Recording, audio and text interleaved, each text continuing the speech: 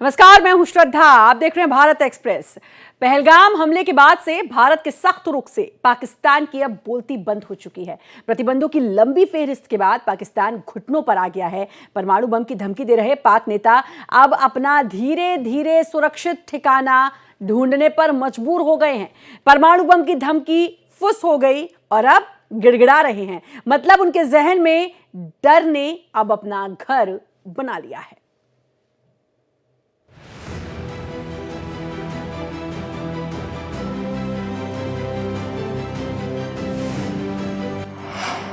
गिड़गिड़ा रहा है पाक, खाक में मिलेगा पाक।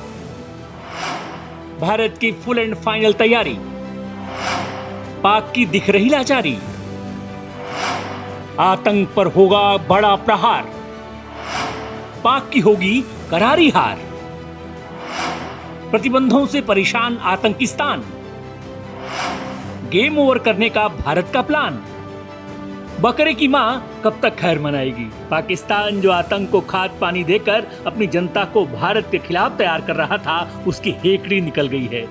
पहलगाम हमले के बाद जिस तरह भारत कल्पना के परे जाकर तैयारी के मूड में है, उसकी बानगी से ही पाकिस्तान की रात की नींद भी उड़ गई है। सपने में भी भारत का खौफ तारी है। ये मोदी ने फिर कहा है, हम आतंकवादियों और उनका समर्थन करने वालों के खिलाफ दृढ़ और निर्णायक कार्रवाई करने के लिए प्रतिबद्ध हैं। Committed to take firm and decisive action against terrorists and those who support them. We thank Angola for their support in our fight against cross-border terrorism. PM Modi ने आतंकवाद को मानवता का सबसे बड़ा दुश्मन बताया। निश्चित ही आतंकवाद ने दुनिया का बहुत नुकसान किया है। हम एक मत है कि आतंकवाद मानवता के लिए सबसे बड़ा खतरा है। पहलगाम में हुए आतंकी हमले में मारे गए लोगों के प्रति राष्ट्रपति लॉरेंसो और अंगोला की संवेदनाओं के लिए मैं उनका आभार व्यक्त किया। 22 अप्रैल को पहलगाम हमले के बाद से भारत ने आतंकवाद के खिलाफ अपनी मुहिम को और सख्त कर दिया है। आतंक की जननी पाकिस्तान के खिलाफ 23 अप्रैल को सीसीएस की बैठक में पानी की स्ट्राइक जैसा बड़ा फैसला लिया गया। उसके बाद तो प्रतिबंधों की झड़ी लग गई। भारत ने साफ कह दिया है, आतंकवाद के खिलाफ ये कार्रवाई आतंकियों की कल्पना से भी परे होगा। भारत का सख्त रुख, घुटनों पर पाकिस्तान, सिंधु जल समझौते पर रोककर पानी की स्ट्राइक, पाकिस्तानी वीजा रद्द, डायरेक्ट आयात और निर्यात बंद कर बिजनेस स्ट्राइक, 16 पाकिस्तानी यूट्यूबर्स के चैनल बैन कर डिजिटल स्ट्राइक, बंदरगाह पर पाकिस्तानी जहाज बैन, पाकिस्तानी विमानों के लिए भारतीय एयर स्पेस बंद। मतलब भारत अब उसकी ही भाषा में बात कर रहा है जिसको सुनने का आदी है पाकिस्तान। दुनिया से पूरी तरह अलग थलग पड़ गया है पाकिस्तान। कोई चालाकी अब उसकी काम नहीं आ रही है। वहीं भारत बुलंद हौसलों के साथ कदम ताल कर रहा है और खौफ पाक में हाई है। Bureau report, Bharat express. तो पाकिस्तान अब गिड़गिड़ा रहा है। गीदड़ भभकी देने वाला पाकिस्तान अब मोहताज होने वाला है, पाई पाई को मोहताज होने वाला है। और पाकिस्तान की जो हालत पहले से ही खस्ता है, अब और भी बुरी होने वाली है, क्योंकि भारत लगातार उस पर रोक लगा रहा है। कभी पानी की रोक, तो कभी आयात निर्यात पर रोक, तो कभी एयर स्पेस देने से भारत का मना कर देना। और ये वो चोट है पाकिस्तान पर जिससे पाकिस्तान पूरी तरीके से कहीं का नहीं रहेगा और वो गिड़गिड़ाने पर मजबूर हो जाएगा। हमारे साथ हमारे मेहमान भी जुड़े हुए हैं। हमारे साथ बलजीत सिंह कासना जी जुड़े हुए हैं, रिटायर्ड डीआईजी बीएसएफ के रह चुके हैं। बहुत बहुत स्वागत है सर आपका भारत एक्सप्रेस पर। और थैंक यू मैडम। और पाकिस्तान जिस तरीके से, जिस हालात में आज पहुंच चुका है, उसका जिम्मेदार हालांकि वो खुद ही है, लेकिन भारत जो चौतरफा चोट पाकिस्तान को दे रहा है, कितना असर अब पाकिस्तान पर पड़ने वाला है? क्योंकि पाकिस्तान कहीं ना कहीं हमले के इंतजार कर रहा है, लेकिन शायद पाकिस्तान इसी में उलझ के रह गया और ये भूल गया कि ये सिंधु जल संधि पर रोक, एयर स्पेस देने से मना कर देना और अब डायरेक्ट और इनडायरेक्ट आयात निर्यात पर रोक, ये भी किसी हमले से कम नहीं है। वेल मैडम, ये इंडिकेशंस तो पहले से ही आ रहे थे और सबसे बड़ा जो उनके लिए धक्का था वो था सिंधु जल ट्रीटी को अबेयंस में रखना। उसके बाद फिर उसी दिन उसी ऑर्डर में अटारी से कोई भी मूवमेंट बंद कर दिया और दूसरा फिर उसके बाद एक और इंडियन गवर्नमेंट ने ऑर्डर निकाला कि कोई भी पाकिस्तानी जहाज हमारे इंडियन पोर्ट्स पे नहीं आएगा। कोई भी एक्सपोर्ट या इंपोर्ट होना है वो या तो पोर्ट्स के थ्रू होएगा या फिर वो लैंड बॉर्डर के थ्रू होगा। लैंड बॉर्डर अटारी पहले ही बंद था, पोर्ट्स बंद हो गए हैं। वैसे भी अगर आप 2024-25 का देखें तो एक्सपोर्ट इंडिया ने $450 मिलियन का एक्सपोर्ट किया था पाकिस्तान को, जबकि पाकिस्तान से $1 मिलियन से भी कम का इंपोर्ट हुआ है इंडिया को। पाकिस्तान से बेसिकली सीमेंट जो हमारा मुख्य है वो सीमेंट है और एक लाहौरी नमक जो हम यहाँ व्रत के दिनों में लोग खाते रहे हैं। व्रत चले गए हैं तो अभी लाहौरी नमक की तो कोई जरूरत है नहीं। सीमेंट इंडिया अपना भी बहुत प्रोड्यूस कर रहा है, जब कंपटीशन होता है तो थोड़ा सस्ता होता है तो इंडिया की इकोनॉमी में बहुत ज्यादा फर्क नहीं पड़ेगा उनके बैन का। लेकिन इंडिया की जो एक्सपोर्ट पे जो बैन लगाया है, इंपोर्ट पे जो बैन लगाया है या एक्सपोर्ट पे भी बैन हो गया है, उसका पाकिस्तान में जरूर असर पड़ेगा। और इसमें अगर आप देखें direct indirect even transit has been stopped. अगर कोई शिप जा रहा है दुबई के लिए या दूसरे कंट्री के लिए तो वो ट्रांजिट भी बंद है, वो इंडियन पोर्ट में नहीं आएगा। लैंड बॉर्डर का तो कोई सवाल ही नहीं उठता है। तो ये अगेन एक इंडियन गवर्नमेंट का इंडिकेशन है पाकिस्तान गवर्नमेंट के लिए। और इससे आप देख रहे हैं पहले लैंड बॉर्डर बंद करना, फिर पोर्ट बंद करना, अभी एक्सपोर्ट इंपोर्ट बंद करना, ये एक के बाद एक पाकिस्तान की इकोनॉमी को जरूर आघात पहुंचाएगा। और किसी भी एक्शन के लिए इवन मिलिटेंसी के लिए भी पाकिस्तान को इकोनॉमी स्ट्रांग होगी तभी वो काम करेगा। अभी मिलिटेंसी तो दूर की बात है, अभी तो वॉर की बात करता है पाकिस्तान और उन्होंने वॉर यूफोरिया एक कर रखा है और पूरी दुनिया को बता रहे हैं कि इंडिया अटैक कर रहा है, इंडिया अटैक कर रहा है। जबकि इंडिया अटैक करता तो अभी तो ना हमारे टैंक मूव किए हैं, ना आर्टिलरी गन मूव करी है, ना इन्फेंट्री मूव करी है, तो पता नहीं उनको कहां से वो कर रहा है। पूरी दुनिया में पाकिस्तान माहौल बनाने की कोशिश कर रहा है और पूरी दुनिया में ये संदेश देना चाह रहा है कि हम कितने बेचारे हैं और हम पर देखिए अटैक होने वाला है। ये जो कोशिश कर रहा है पाकिस्तान बाकी देशों के सामने बेचारा बनने की, खैर ये तो नहीं हो पाएगा क्योंकि पूरी दुनिया जानती है आतंकवाद को पनाह देने वाला, आतंकवाद को बढ़ावा देने वाला पाकिस्तान है। खुद वहाँ के बड़े नेता, सेना के अफसर, अधिकारी ये बात कहते हैं, कल भी ये बात कही है कि ऐसी हिस्ट्री रही है पाकिस्तान की आतंकवाद के साथ।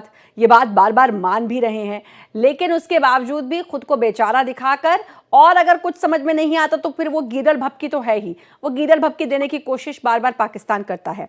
अब एक और बात कि भारत की कोशिश ये है क्योंकि इसको ग्रे लिस्ट से हटा दिया गया था और अब इसको फिर से ग्रे लिस्ट में लाने की बात कही जा रही। भारत यही कोशिश करेगा कि ये ग्रे लिस्ट में आए और जैसे ही पाकिस्तान ग्रे लिस्ट में आएगा उसके बाद जो इसकी IMF से फंडिंग है और तमाम देशों के सामने जो ये गिड़गिड़ाता रहता है पैसे के लिए, वो इसकी बंद हो जाएगी। और 9 मई को इसको लेकर एक बड़ी मीटिंग भी होने वाली है। जी मैडम, ये पूरा जो खेल चल रहा है 9 मई की मीटिंग के लिए ही चल रहा है, बिकॉज उस दिन IMF का $1.3 बिलियन की एक IMF के थ्रू आएगा और एक $1 बिलियन का अलग पहली किस्त आनी है जो $7 बिलियन उन्होंने ऑलरेडी अप्रूव कर रखे हैं। सैंक्शन नहीं है, अप्रूव्ड है। अगर पाकिस्तान की पोजीशन ठीक रहती है तो $1 बिलियन के ऊपर रिव्यू किया जाएगा। Review means whether it is worth for giving और नॉट। उसी तरीके से $1.3 बिलियन का भी वो भी टीम IMF की 9 तारीख को आ रही है। और दूसरे आपने जैसे बताया FATF का वाला, तो ये भी ग्रे लिस्ट में पहले पाकिस्तान बहुत दिन रहा, उसके बाद फिर अभी धीरे धीरे निकला था। लेकिन जिस तरीके से उन्होंने अभी ये पहलगाम अटैक करवाया है, पाकिस्तान का इन्वॉल्वमेंट सीधा दिख रहा है, हमारी NIA भी बता रही है।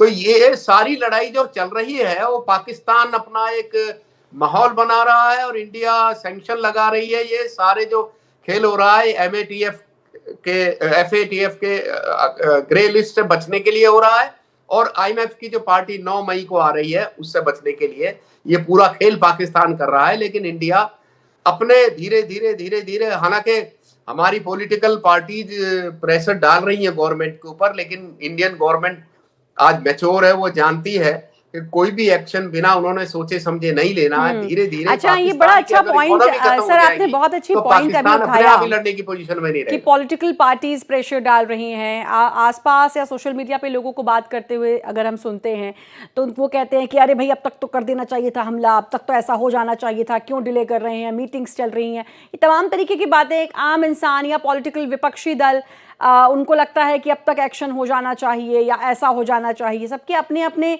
सुझाव और सब अपने अपने नज़रिए से सोच रहे हैं। लेकिन जो आपने बात कही कि गवर्नमेंट हर पहलू के हिसाब से सोच रही होगी, आप BSF में रह चुके हैं, किस तरीके से गवर्नमेंट हर एक पहलू को, हर एक एंगल को रखते हुए इस समय मीटिंग्स कर रही होगी? देखिए मैडम, मैं इससे पहले कि मैं मुख्य मुद्दे पे बात करूं, मैं ये कहना चाहूंगा कि आज की तारीख में इंडिया की जो इकोनॉमी है वो 5th पोजीशन पे है और we are trying to go to the 3rd position. Yes. लेकिन अगर वॉर होता है, चाहे वो पाकिस्तान से हो या किसी दूसरे नेबरिंग कंट्री से हो, अगर वॉर होता है तो सबसे पहले हमारी इकोनॉमी इफेक्ट होती है, बिल्कुल, और वो नेबरिंग कंट्री की भी इफेक्ट होगी।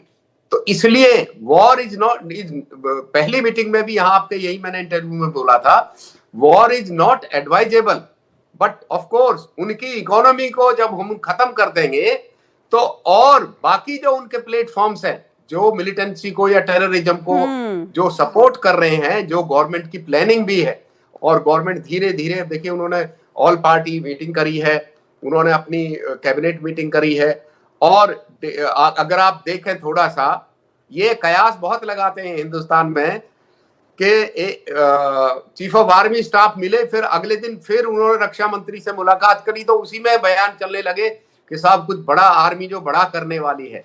लेकिन वहां कितने पहलू है, वो अपडेट भी देते रहते हैं, या लेटेस्ट उनकी क्या प्रिपरेशन है उसकी भी बात करते हैं। लेकिन ऑफ कोर्स आपने बताया कि सोशल मीडिया में या जो हमारी अपोजिशन पार्टी तो कुछ भी कह सकती है। आज मैं एक स्टेटमेंट पढ़ रहा था कि किसी ने जो पुराना जो हमारी उड़ी स्ट्राइक हुई थी उसी के ऊपर या बालाकोट स्ट्राइक के ऊपर ही ऑब्जेक्शन क्वेश्चन रेज किया है। तो ये तो एक पॉलिटिकल गेन और लॉस का खेल चलता रहेगा, लेकिन हमारी गवर्नमेंट आज मैच्योर हाथों में है और वो कोई भी एक्शन ऐसा नहीं लेंगे जो हड़बड़ी में ले लें और जिसका बाद में नुकसान पछतावा हो, क्योंकि पाकिस्तान तो कंगाल है और जिसके पास खोने को कुछ नहीं होता उसको क्या फर्क पड़ेगा। लेकिन ये बात बहुत सही है कि हमारी इकोनॉमी जो कि 5th पोजीशन पर है और हम कोशिश कर रहे हैं कि हम 3rd पर आ जाएं, तो ये बहुत बड़ी बात है और बहुत मुश्किल से इसको अचीव किया है भारत ने। उस पर इसका जाहिर तौर पर अगर वॉर होती है तो इसका असर होगा। तो क्या ऐसे टेक्निक्स, मुझे लगता है कि यही इकोनॉमिकली पाकिस्तान को नुकसान पहुंचाना ही सही होगा और शायद इसीलिए बार बार ये कदम इस तरह के उठा रही है सरकार कि सांप भी मर जाए और लाठी भी ना टूटे वाला हिसाब हो, कि पाकिस्तान को जो है उसकी औकात भी दिखा दी जाए, उसको जता भी दिया जाए कि भाई तुम्हारे बस का अब कुछ है नहीं, और भारत पर भी उसका असर ना हो। बिल्कुल ठीक कहा मैडम। अगर आप पहले दिन से देखें जिस तरीके से एक्शन लिए गए हैं, अटारी बॉर्डर को बंद करना, वीजा कैंसिल करना और सिंधु वाटर ट्रीटी को अबेयंस में रखना, उसके बाद पोर्ट्स को बंद करना। लेकिन सबसे बड़ी बात थी पोर्ट्स की, क्योंकि पाकिस्तानी जो बिजनेस है वो इंडियन पोर्ट में आता है, यहां से फिर फर्दर जाता है। अब एक ही गुंजाइश रहती है, पिछली बार भी ये हुआ था जब 2019 में हुआ था और इंडिया ने उनका टैरिफ 200% टैरिफ लगा दिया था, तो क्या करते थे, अपना सामान दुबई भेजते थे, वहां मेड इन दुबई फिर लिख के आता था और फिर इंडिया में एक्सपोर्ट करते थे। But that is very costly. अगर उस तरीके से आप करेंगे तो जो उनका दो ही चीज मैंने बताई है, एक लाहौरी नमक है और जो दूसरा सीमेंट है। अगर वो सीमेंट वाया दुबई आएगा यहाँ और इंडिया मेड इन दुबई वाला या कुछ लगेगा उस पर, एक तो उसमें पहले ही जब वो बैगिंग होएगी सीमेंट की तो उसी वक्त में मेड इन दुबई लिखना पड़ेगा, नहीं तो बैग में से बदलना फिर नए बैग में डालना, it is very cumbersome exercise. तो ये मेरे विचार से अभी ये तो पॉसिबल नहीं है, वाया दुबई भी वो कर ले। यानी कि अपने ही जाल में फंस चुका है पाकिस्तान, ये हम कहेंगे तो गलत नहीं होगा। अच्छा सर, मैं एक दो चीज़ जानना चाहती हूँ, क्योंकि आप बीएसएफ में भी रह चुके हैं, एक अच्छा एक्सपीरियंस आपके पास है। पाकिस्तान की तरफ से अगर हम सोचें तो पाकिस्तान के पास क्या क्या कुछ है जो वो कर सकता है इन हालातों में? इकोनॉमिकली तो वो डूबता ही जा रहा है, हालात ऐसे हैं कि वो पहले से ही कर्जा ले रहा था। अब आतंकवाद का फिर से आरोप ग्रे लिस्ट में लाने की भारत कोशिश कर रहा है। ये सभी देश जानते हैं कि पाकिस्तान आतंकवाद को पनाह देता है, और जो उसको जो भी क्रेडिट मिलेगा, जो भी उधार लोन, जो भी अलग अलग देशों से वो भीख मांगता है, तो वो अब वो टेररिज्म को बढ़ावा देता है उन पैसों से, ये सबको पता है। इस सब के बावजूद पाकिस्तान और किस तरह की कदम उठा सकता है? एक्चुअली मैडम, अगर आप देखें पाकिस्तान की पोजीशन ऐसी है कि वो पहले, मैं अगर थोड़ा सा पीछे जाएंगे आप, तो अफगानिस्तान से होते हुए जो रशिया, यूएसएसआर, जो पुराना यूएसएसआर था, उस वक्त में यूएसए का इंटरेस्ट था पाकिस्तान में। आज चाइना का इंटरेस्ट है पाकिस्तान में।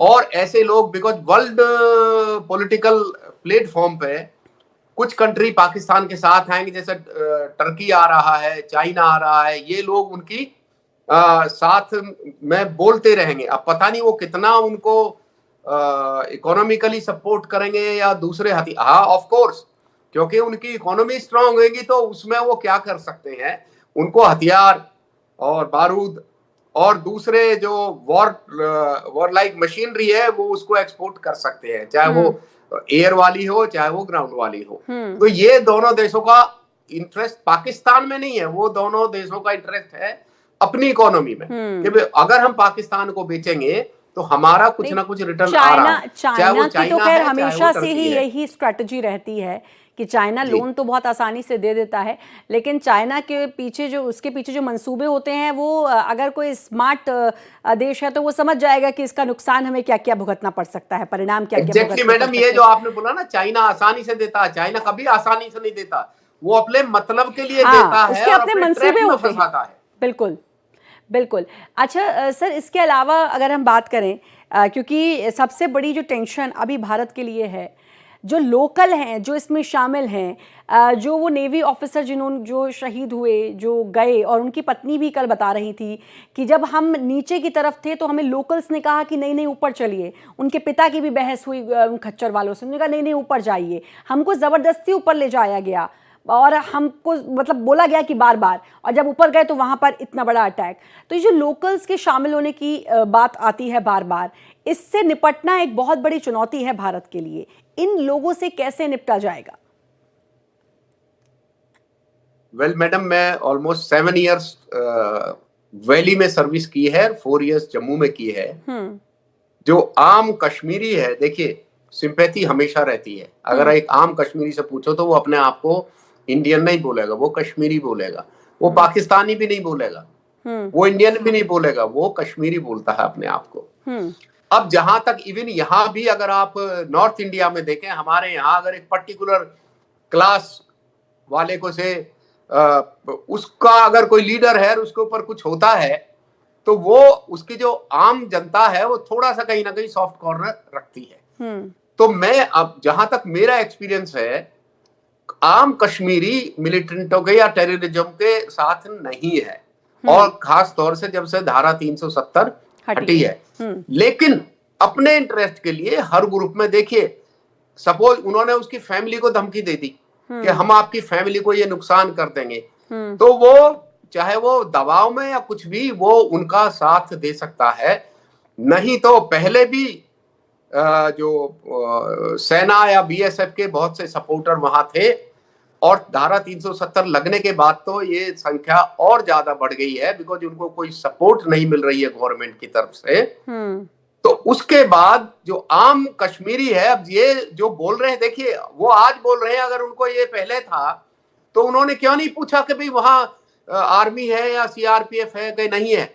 उन्होंने नहीं पूछा। उस वक्त तो वो सोच रहे हैं यहाँ सब कुछ नॉर्मल है। दे वर थिंकिंग कि हम दिल्ली में घूम रहे हैं। उन्होंने ये सोचा ही नहीं कि हम वैली में घूम रहे हैं, हम श्रीनगर में घूम रहे हैं, या श्रीनगर के भी हिंटरलैंड में घूम रहे हैं। तो ये अब बाद में उसका कयास निकालना, खैर वो एक लेडी है, उसके हस्बैंड का बलिदान हुआ है, मैं उसमें बहुत ज्यादा कमेंट नहीं कर सकता, पर मैं ये कहूंगा बाद में कोई कुछ भी बोल सकता है, लेकिन आम कश्मीरी, देखिए फिर मैं कहूंगा प्रेशर में कोई कुछ भी कर सकता है, किसी का साथ दे सकता है, कुछ भी कर सकता, अदरवाइज धारा 370 हटने के बाद आम कश्मीरी का भारतवर्ष में विश्वास बढ़ा है और वो नहीं, यकबायक ये अपनी तो तय रोजी है को सर, खत्म नहीं कर सकता। यही तो रीजन है कि जो आतंकवादी हैं, जो पाकिस्तान है, यही तो रास नहीं आ रहा था। 370 हटने के बाद वहाँ की ग्रोथ हो रही थी, इकोनॉमिकली वहाँ की ग्रोथ हो रही है, कश्मीरी जो है, आम कश्मीरी वो अब भारत सरकार पर भरोसा करने लगे हैं, ये तमाम चीज़ें हुई हैं और यही रास नहीं आ रही थी।